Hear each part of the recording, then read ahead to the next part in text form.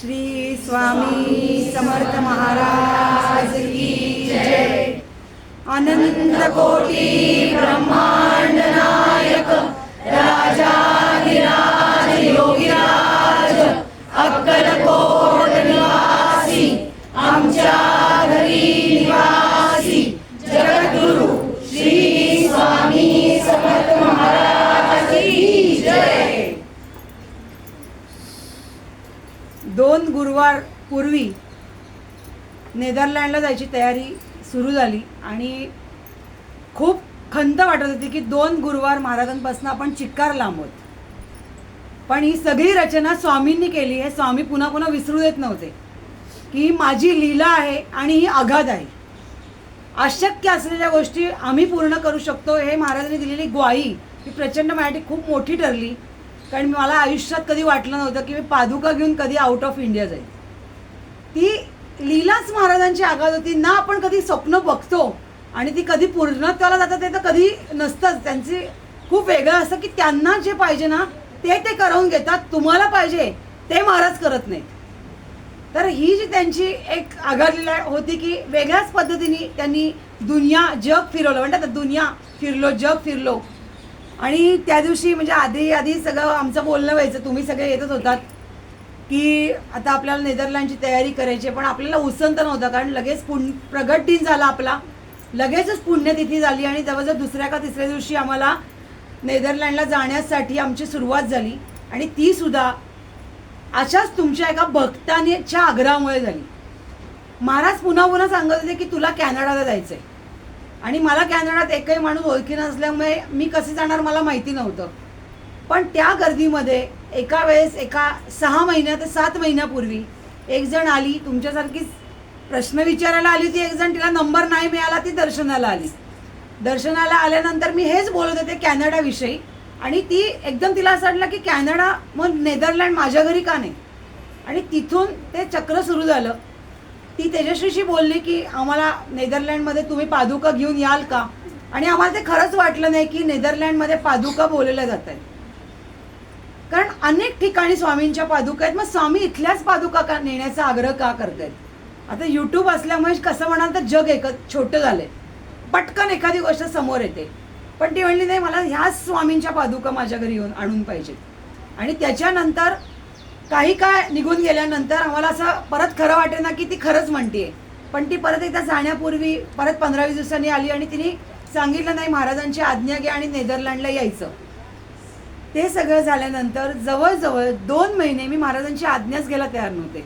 कारण महाराजांना सोडून जायचं ही कल्पनाच सहन होत नव्हती. कसं जाणार स्वामींना सोडून. 10 वर्षात आत्तापर्यंत इथे चाललेली सेवा कधी थांबली नाही. ना प्रसाद कधी थांबला ना बाकीच्या कधी गोष्टी थांबल्या. आणि एकदम मध्ये ही गॅप टाकायची हे कसं शक्य होतं. त्यामुळे माझी हिंमतच होत नव्हती. मग स्वामी ओरडायचे तू जात नाहीयेस मी तुला पाठवतोय. आणि मग त्याच्यानंतर महाराजांचा होकार आल्यानंतर विजा प्रोसेस आणि सगळ्या गोष्टी या करायला सुरुवात झाली. सगळा खर्च त्या कुटुंबाने केला आमचा. महाराजांचा सगळ्या गोष्टी अक्षरशः प्रेमाने केल्या. प्रचंड प्रेमाने. 1 रुपयासुद्धा त्यांनी स्वामींच्या या घराला ना खर्च करायला लावला ना कुठल्या गोष्टी करायला लावल्या. आम्ही महाराजांचे इतके ऋणी होतो की आज एवढं तिकीट महाग आहे एवढा विजा महाग आहे. आणि त्यातमध्ये युद्ध सुरू झालं. युद्ध सुरू झाल्यामुळे आता तिकडे जायचं का नाही. कारण ती पहिली फ्लाईट दुबईवरनं जाणार होती. तिथे आमचं डगमगायला सुरुवात झाली. तिला म्हटलं तू काळजी करू नको. त्यांना यायचं असेल ना तर युद्ध पण थांबवतील. त्यांना यायचं ते काही करतील. त्यांना यायचं असेल तर ते कसंही मार्ग दाखवतील. मी त्याची काळजी करत नाही. तूही करू नकोस.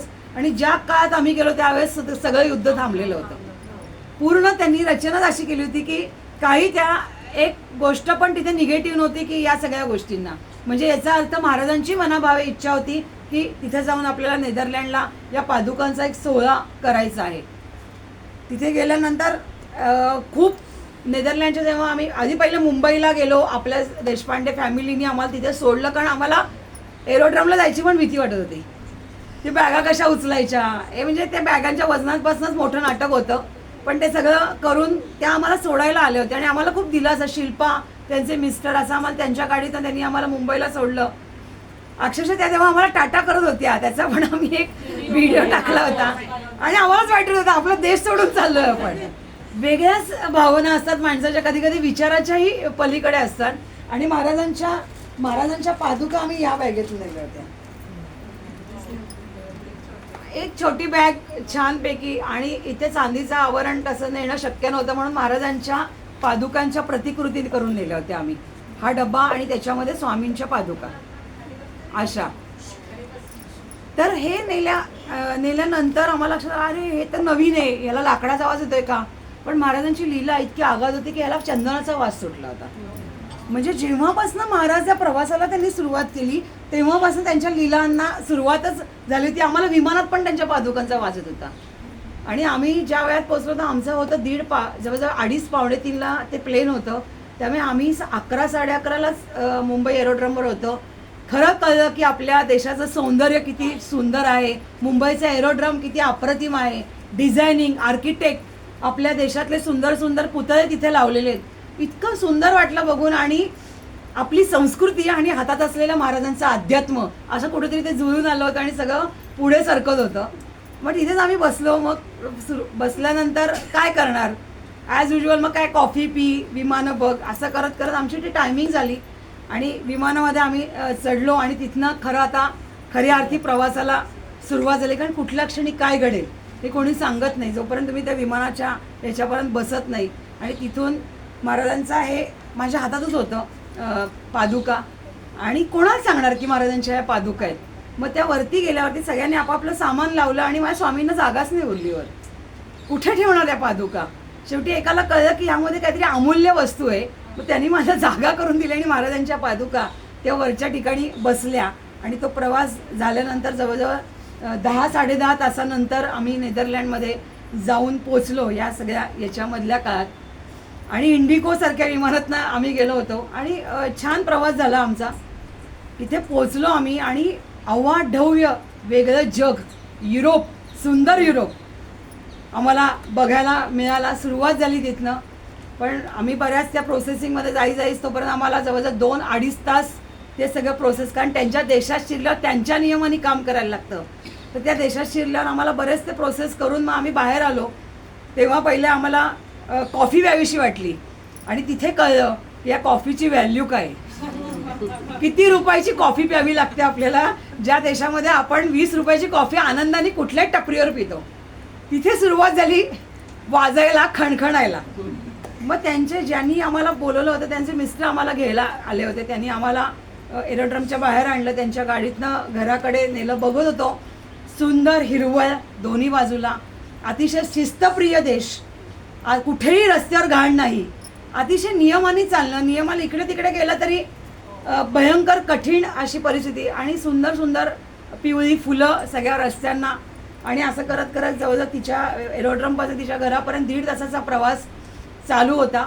आणि ती इतकी उत्सुक होती, त्यांच्या आजूबाजूची लोकं पण तिथे आली होती. आणि तिथे ते गेल्या त्यांनी पादुकांना ओवाळलं आणि नेदरलँडच्या घरामध्ये तिच्या आम्ही पाऊल ठेवलं.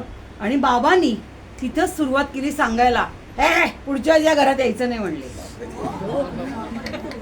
का महाराज काय झालं, तिचं इतकं सुंदर घर आहे. तुम्ही पण काही व्हिडिओज बघितले असतील, घर एक सजवताना व्हिडिओ टाकला होता मी. सुंदर घर, इतकं छान. आणि तिने आत्ताच जस्ट इंटेरियर केलं, सगळं आहे, सगळं केलं. आल्यासारखे मला या घरात पुढच्या वर्षी नाही यायचं, मला या घरात नाही यायचं. मग करायचं काय नाही, तिला सांग नवीन घर घ्यायला. तिथनं सुरुवात झाली महाराजांची दिशा दाखवायला. आणि तिला आता खरंच म्हणजे मला खात्री आहे की पुढच्या वर्षीपर्यंत तिचं खूप प्रशस्त आणि सुंदर एक घर होईल, ज्या ठिकाणी परत महाराज जातील. आणि मग तिथनं आमचं सगळं तिथे बसलं, सेटलमेंट म्हणजे बाकीचं सगळं सेट झालो आम्ही. मग तिने तिकडे युरोप आम्हाला थोडं त्यांचं नेदरलँड दाखवलं, तिथलं मार्केट दाखवलं. आणि महाराजांच्या पादुका तोपर्यंत विश्रांतीसाठी तिच्याच घरात ठेवल्या होत्या आम्ही. आणि त्याच्यानंतर दुसऱ्या दिवशी आम्ही याला गेलो, नाही फुलांच्या ह्याच्यामध्ये ट्युलिप गार्डनमध्ये गेलो. ट्युलिपचं नाव तर तुम्हाला सगळ्यांना सिलसिलामुळे जास्तच माहिती आहे. तो अमिताभ बच्चन कुठे पळला असेल, रेखा कशी गेली असेल वगैरे, आम्ही ते बघून गेलो होतो व्हिडिओमध्ये, पण आम्हाला काहीच कळलं नाही ते. पण तिथे गेल्यावर असं लक्षात आलं की निसर्ग काय असतो. म्हणजे ठेवण्याची पद्धत काय असते त्यांची. आणि ट्युलिपची फुलं इतकी अप्रतिम आणि सगळं त्यांचं शेत मोठंच्या मोठं. आम्ही त्यांना विचारलं की या ट्युलिप्सचं करतात काय, तर हे अनेक देशांमध्ये फिरतात ट्युलिप्सची फुलं. तर त्या सगळ्या ह्याच्यामध्ये महाराजांच्या पादुका आम्ही छोट्याशा बेबी गाडीमध्ये ठेवून त्या आम्ही फिरवत होतो. कारण इतकं चालायचं होतं की महाराजांना कुठे धक्का लागता कामा नये, चुकून दुसऱ्या कुठे ठिकाणी ते ठेवल्या जाता कामा नये, त्याची आम्ही वारंवार काळजी घेत होतो. जो देश आम्ही म्हणतो की आम्ही फिरत होतो, तर नाही, महाराज तो आम्हाला फिरवत होते. आणि त्याप्रमाणे महाराज त्या दिशेकडे जाऊन आम्ही ते सगळं बघून परत तिच्याकडे आलो. आणि दुसऱ्या दिवशी गुरुवार होता आणि मग एक 7-8 लोक जमा झाली होती आणि मग आम्ही आरती केली. पण आम्ही लाईव्ह तुमच्यावर येऊ शकत नव्हतं, 3.5 तासाचा फरक होता, त्यामुळे तुम्हाला कधी टाकायचं लाईव्ह हे आम्हाला कळत नव्हतं. आणि त्या ह्याच्यात आम्ही गुरुवारची ती आरती खूप छान छोट्याशा पद्धतीने, म्हणजे माणसांच्या ह्याच्यात पण महाराजांच्या पादुकांचा वास आणि आरती खूप मोठ्या प्रमाणात आणि खूप छान झाली.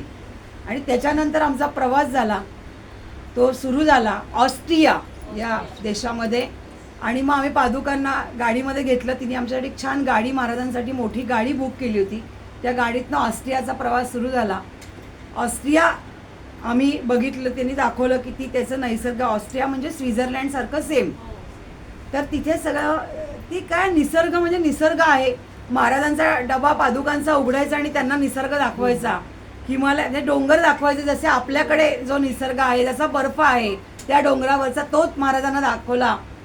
आणि तिथून आम्ही ती ऑस्ट्रियाची पूर्ण ट्रिप पूर्ण केली. आणि मध्ये आम्ही एका खूप सुंदर अशा ठिकाणी गेलो होते, म्हणजे थोडक्यात म्हणायचं तर हिऱ्याचा महाल, ज्याला स्वारस्की म्युझियम या ठिकाणी आम्ही गेलो. तिथेही एक फोटो टाकला होता मी. तिथेही अनेक सिनेमांच्या शूटिंग्स होतात. तोंडातनं एका माणसाच्या धबधबा बाहेर येतो, तो असा गवताचा चेहरा, आणि त्याच्या आतमध्ये पूर्ण हिऱ्यांचा त्यांचा पूर्ण हे आहे, म्हणजे म्युझियम आहे. आणि जिथं बघावं तिथे हिरे, म्हणजे खुर्चीवर हिरा आहे, समोर हिरा आहे, भिंती हिऱ्याच्या आहेत.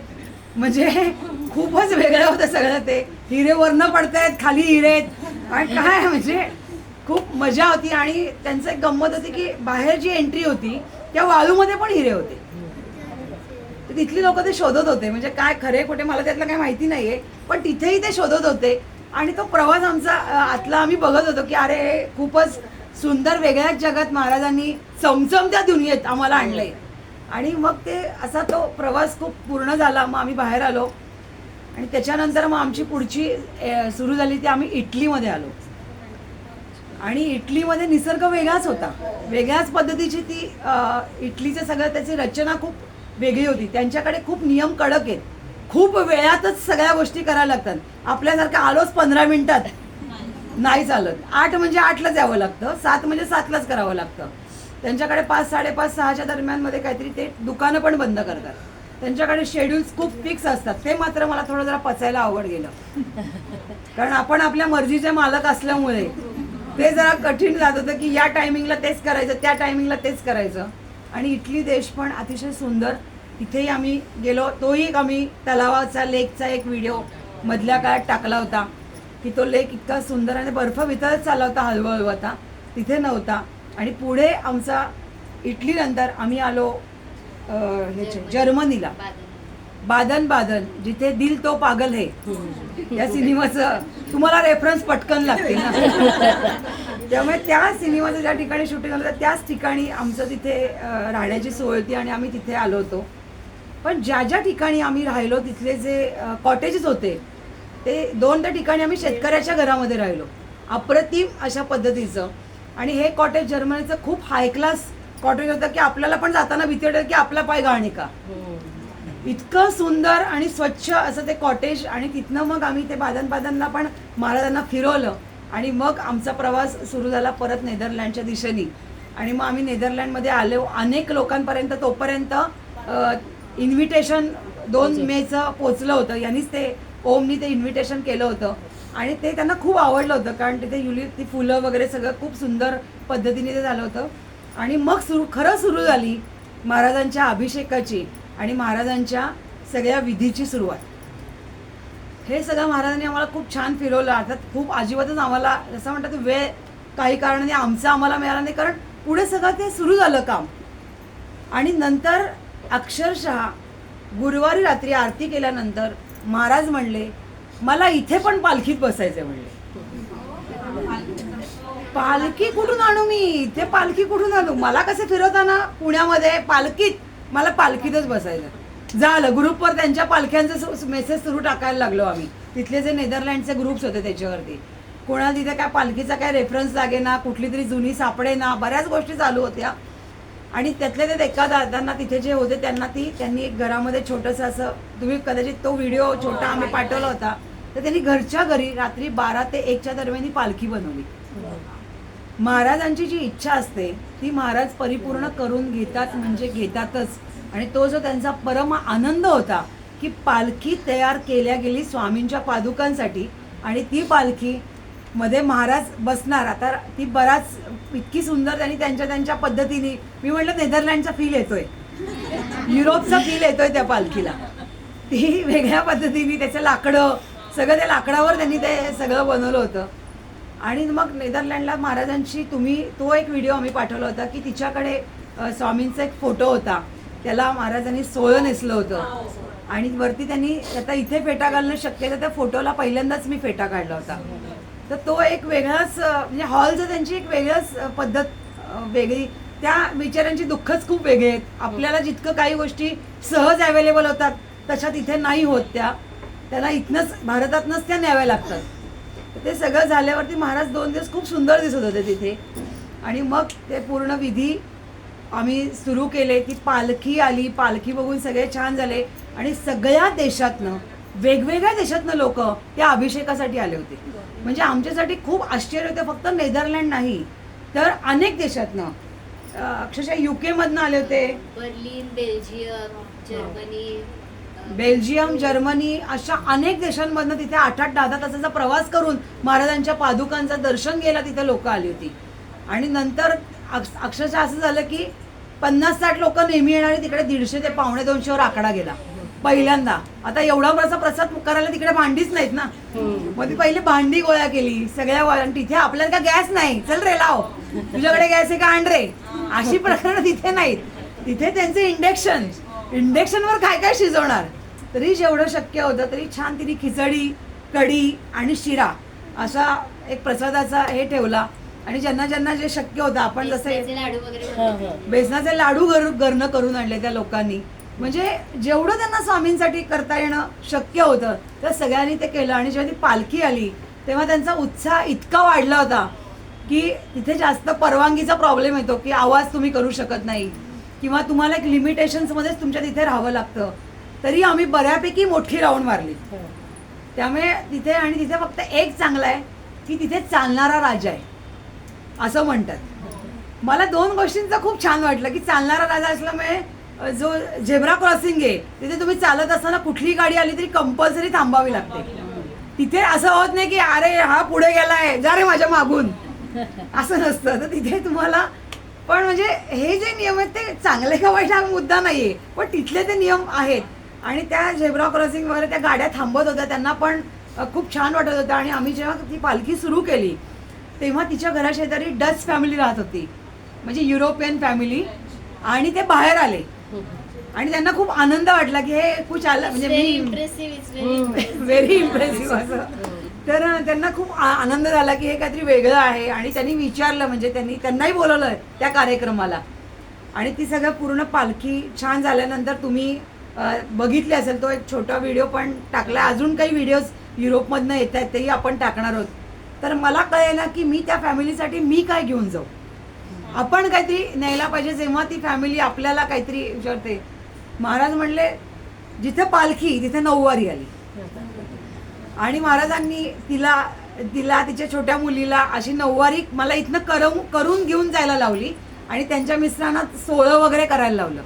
म्हणजे इथली जी परंपरा होती, महाराज त्यांच्या परंपरेने खूप छान पद्धतीने ते सगळं करत होते.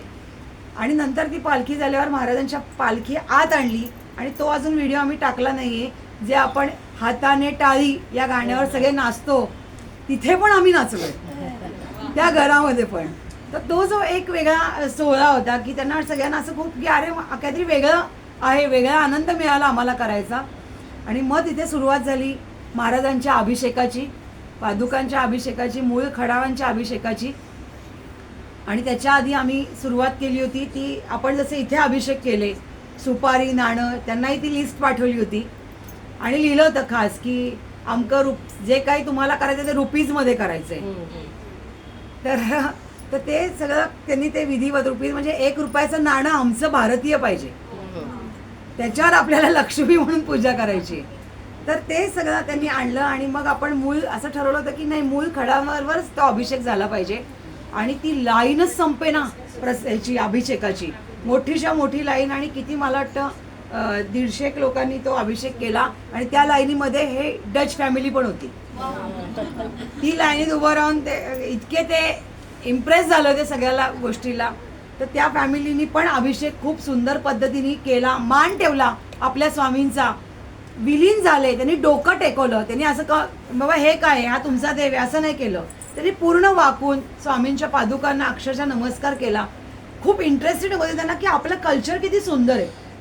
आणि जेव्हा ऑस्ट्रिया, इटली या देशांमध्ये आम्ही फिरत होतो तेव्हा खास करून ऑस्ट्रियामध्ये त्यांनी आपल्या जे परंपरागत ज्या इमारती आहेत त्या त्यांनी खूप छान मेंटेन केलेल्या आहेत. त्याच्यावर त्यांचे जे इतिहास आहे, हा इतिहास त्यांनी खूप जपला आहे. म्हणजे ते त्याला खूप प्राधान्य देतात. म्हणजे असं म्हणतात की त्यांच्या इतिहासामुळे त्यांचं टुरिझम जास्त मोठं आहे. पण जेव्हा ते मी बघत होते त्यांच्यावरची अमेरिकन बाई, जेव्हा मी किंवा ती फॉरेनर बाई बघत होते, त्या माझ्या आता स्वामींच्या पादुका होत्या. माझी पण प्रथा मी जपतीये आणि तिथे पण सुंदरता, इथे ते माझा परब्रह्म माझ्या बरोबर आहे.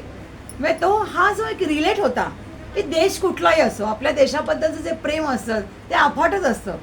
आणि मग त्या सगळ्या अभिषेकानंतर असं झालं की दुसऱ्याच दिवशी आम्हाला भारतात यायचं आता असं ठरलं. कारण हा शनिवारचा कार्यक्रम, रविवारी आमची दुपारची फ्लाईट होती आणि आम्हाला कोणी सोडायलाच तयार नाही.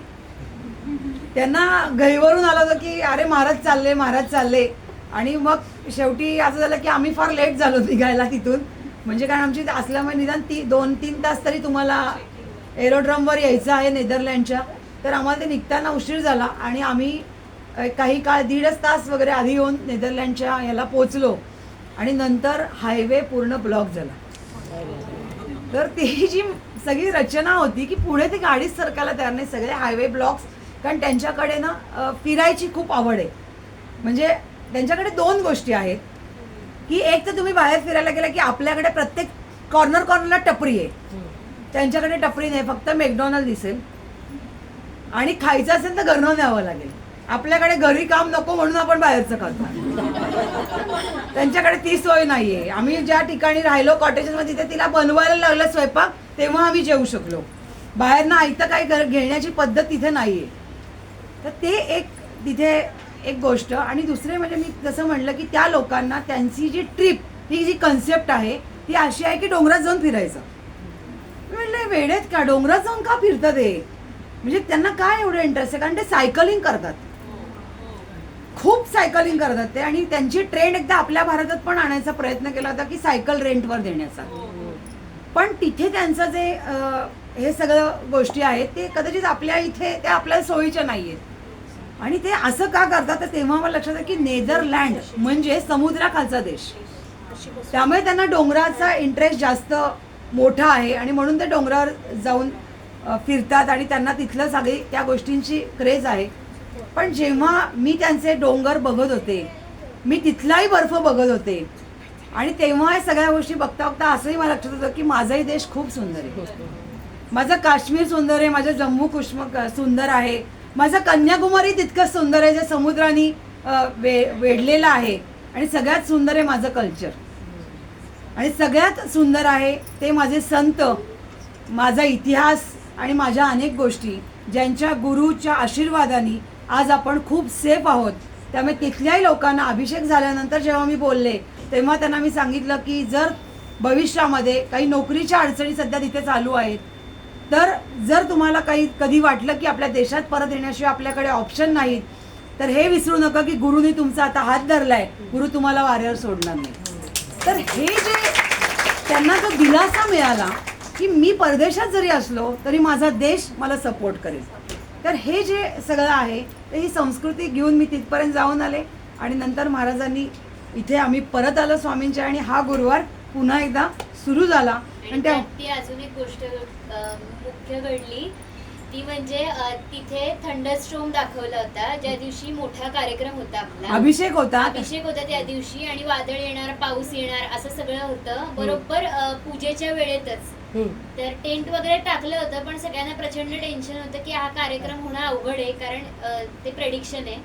महाराजांची इतकी अनंत कृपा आहे ना, ते म्हणजे आपल्या शब्दांच्या पलीकडे त्यांच्या पादुका तेव्हा ओल्या झाल्या होत्या पण तिकडे एक थेंब पडला नाही, पाऊस पडला नाही, वादळ आलं ना, थंडी हे झाले, वारं सुटलं. आणि आम्ही म्हणतो महाराजांच्या पादुका खडावा एवढ्या ओला का लागतात, तर सगळा पाऊस त्यांनी त्यांच्या पादुकांमध्ये ओढला. पूर्ण कार्य होईपर्यंत 2 ते 3 ही टायमिंग होती ज्यावेळेस ही मिरवणूक होणार होती.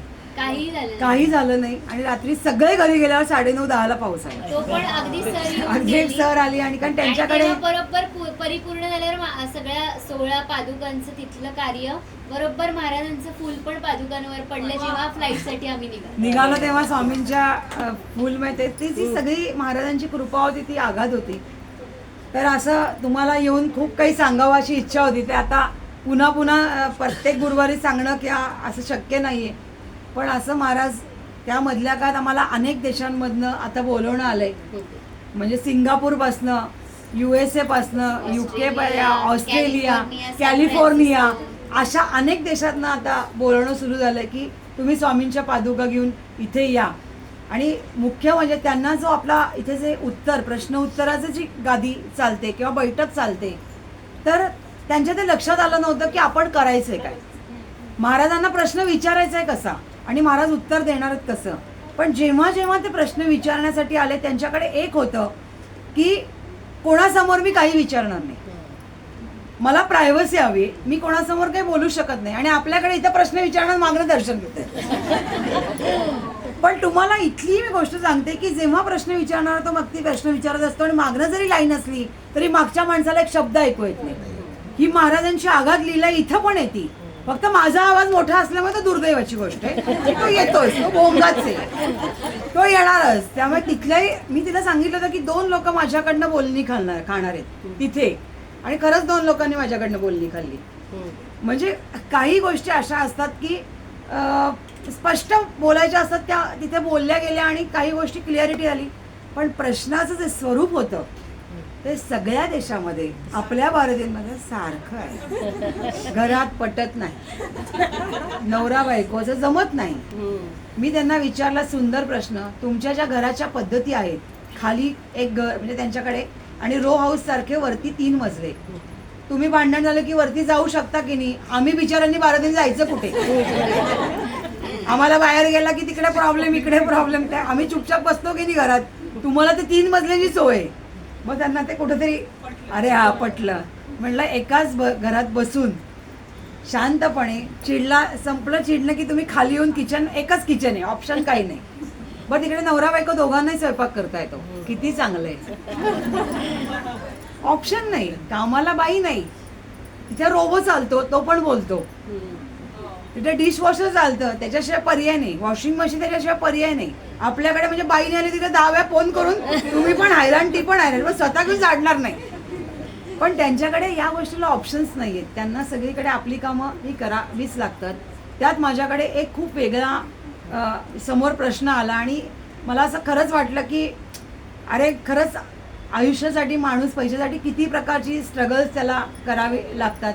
तर जर्मनीवरनं एक जण आले होते, त्यांनी विजा आधी मिळाला म्हणून एज्युकेशन खूप चांगलं इंजिनिअरिंग वगैरे, पण इकडे आल्यावरती तिला पहिलं स्ट्रगल खूप करावं लागलं. तर तिला विचारलं तू कसं जर्मनी, कारण खूप महाग आणि खूप लक्झरी सगळं, तू काय केलं असं. तिने सांगितलं मी डॉमिनोजमध्ये नोकरी केली,